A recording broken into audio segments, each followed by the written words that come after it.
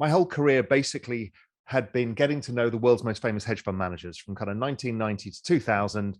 It was like being taught acting by Robert De Niro or, Laurence Olivier. I mean, it's ridiculous. My daily calls would be Stan Druckenmiller, Paul Tudor Jones, the guys at Soros, et cetera, et cetera, et cetera. Then I decided to make the switch in 2000. I saw the recession was coming and I wanted to invest and make money from it. So I moved to one of my biggest clients, which was the biggest hedge fund firm in Europe at the time called GLG Partners.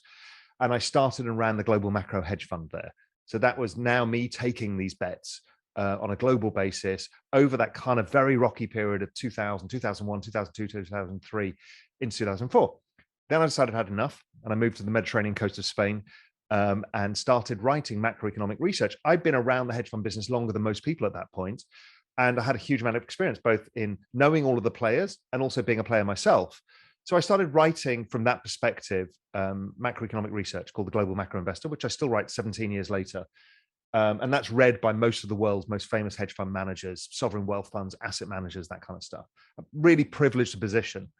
And it's that privileged position that got to me where I am today, why I started Real Vision and why crypto, because they're all part of the same thing. So there I am, 2007, and I'm thinking the world is about to fall apart, and I'm writing about it.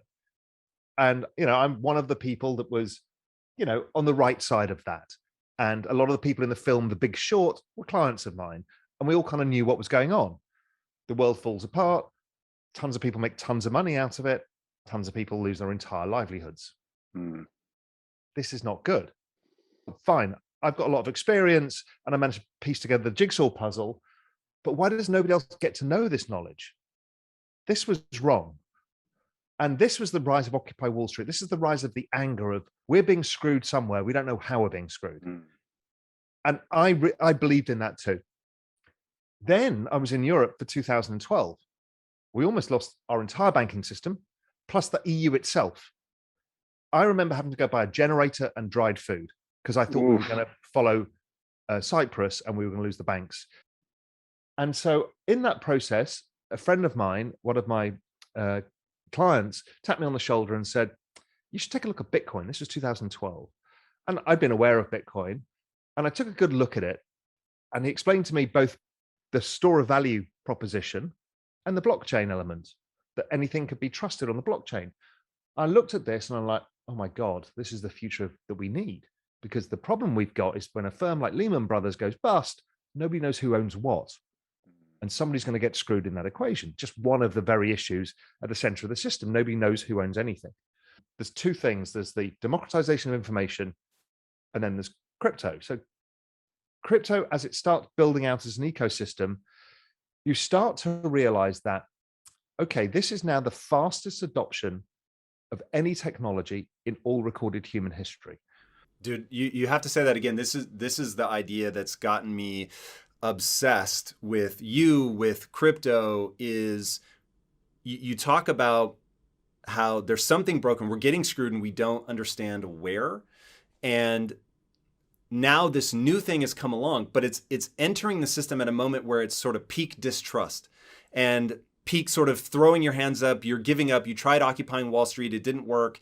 You tried voting in Donald Trump, you've tried voting in Joe Biden, you've tried everything and nothing changes. So hit people with that quote again, because this is something that, and I'll give my background for people that are hearing me talk about this stuff for the first time in a minute. But that quote about this being the fastest adopted technology, I think is important. The internet from 1990 to 2000 grew at 63% a year. That was the fastest adoption of any technology in all recorded history. Prior to that, mobile phones was the other one. But what happens is the internet technology and the mobile phone technology allows for these networks to be built. And once that network's in place, it's faster to build the next network. So in India, for example, they've just basically given out free data to every mobile phone in India. So guess what? Data usage is the highest in the world. And so their internet scaling becomes faster. So the internet was huge, as we all know, and it remains huge. So at 63% a year, it then flattened out over time as more and more people got adopted. So at 1997, it was growing at 63% a year, and there was 140 million users of the internet. In 2021, there are 140 million crypto users, and it's growing at 113% a year. Jesus. Double the speed. Now, this is where humans struggle. Linear numbers and exponential numbers. Because it's exponential, it means that growing at 113% a year, we're going to go from 140 million people to 1 billion people by 2024. So if you know that something is being adopted at this speed, and it's a network of money at its core, and you can buy an infinitesimal fraction of it, so everybody can buy 10% of their net worth, then everybody who takes this opportunity will probably have the biggest opportunity in history to make money. But I want to look through the eyes of the millennials. So they are 32 years old. At the same age, their parents at 32, the baby boomers, had all-time cheap valuations of equities, all-time cheap bonds, all-time cheap credit, all-time cheap property, right? So they couldn't help but make money. They kind of screwed it up because they actually ended up going into debt as well. But they couldn't help but make money. So then the millennials had the opposite: all-time record valuations of equities, all-time record valuation for bonds, all-time record credit, all-time record highs in property. So I'm like, these guys are screwed unless something else comes along. And that thing is crypto. Because the future expected return of crypto, it's been growing at 213% a year in returns. That's how much it makes, even though it's very volatile. Sometimes it's down 70%. Over time, you're making 213% a year. It has grown as an asset. It's gone up. I think it's 2 million% since inception. No other asset in all recorded history has ever done this.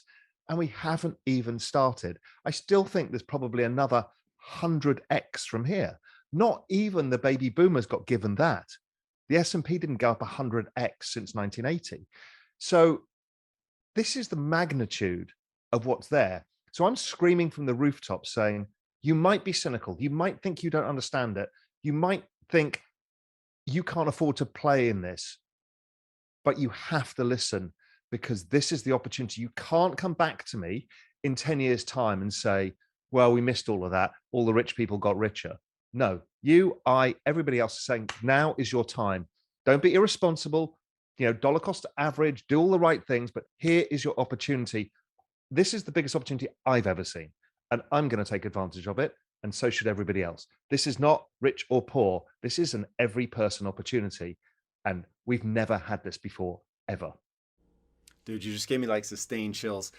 This is not rich or poor. This is an opportunity for everybody, but you really have to move on it. So I'll tell my own story. So for anybody that is pushing back, feels late to the party, whatever, find some solace in my like willful ignorance. So I have always seen myself as good at making money and terrible at investing money. Now you have to be very careful what story you repeat about yourself to yourself.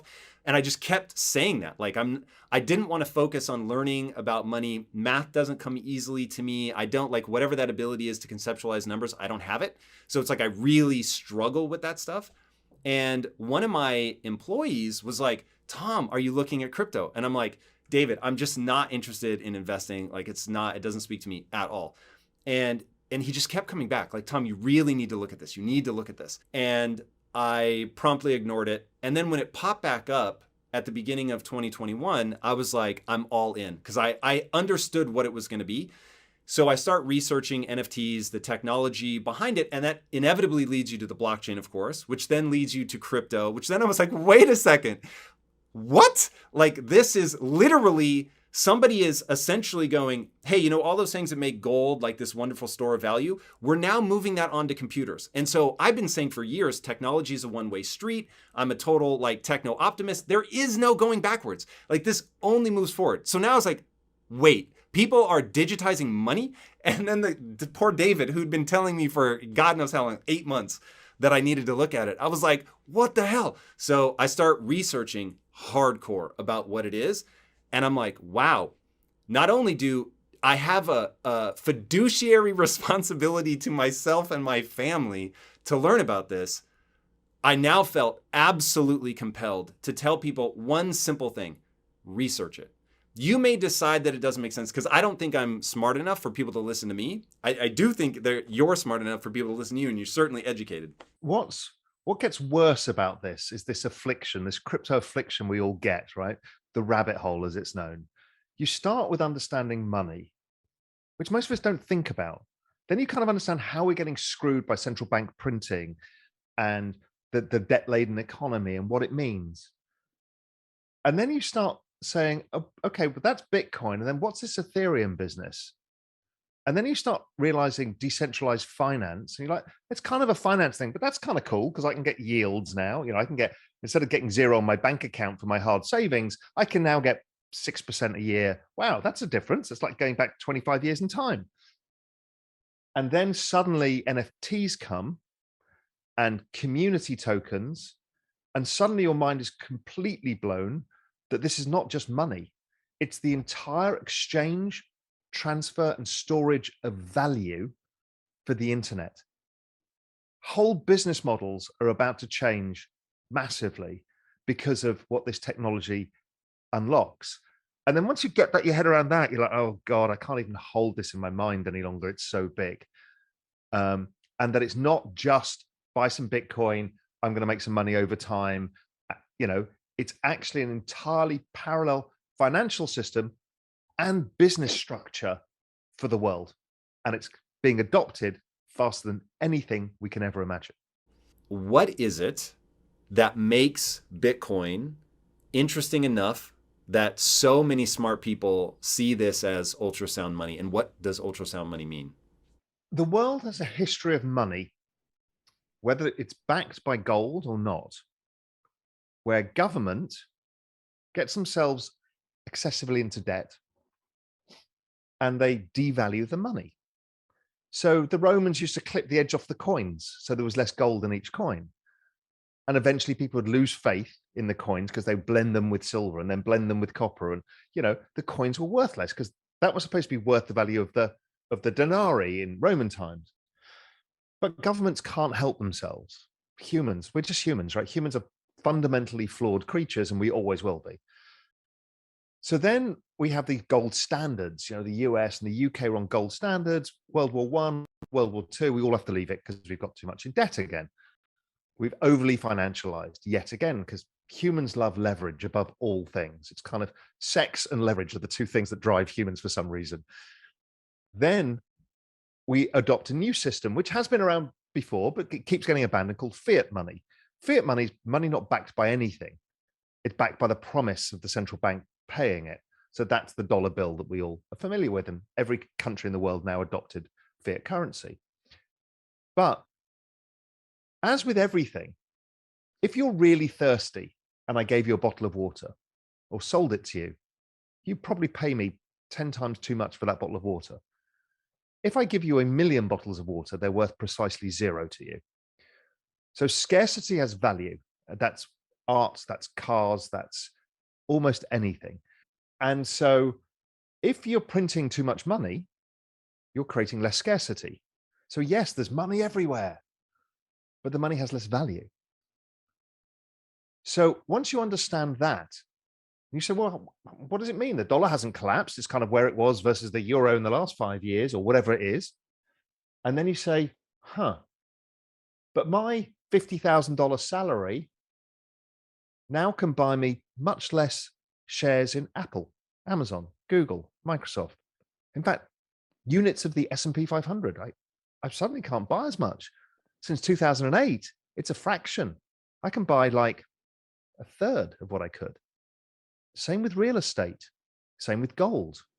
And then you're like, assets have suddenly got expensive. They haven't. The value of your savings has gone down, or your money. So you can't afford to buy assets. What is an asset? An asset is deferred consumption from the future. I buy a house, I sell it in the future, I get to retire. So that means our future selves are now poorer. That's essentially what this means. That's what currency debasement is. So Bitcoin comes along in 2008, in the middle of the crisis. It's kind of like it was perfectly prepared for this and said, Satoshi goes, hey, look at this. I can create an algorithm that only creates so much of this thing, the Bitcoin, and it can never vary, ever.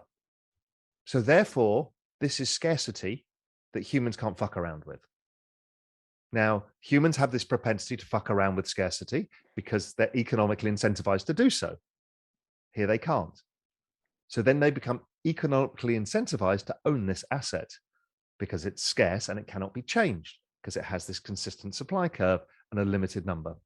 So Bitcoin becomes this great store of value. And it would look like gold because gold's a good store of value. It's worked for thousands of years. But Bitcoin has this other thing to it. It's a network, which gold isn't, and it's technology, which gold isn't.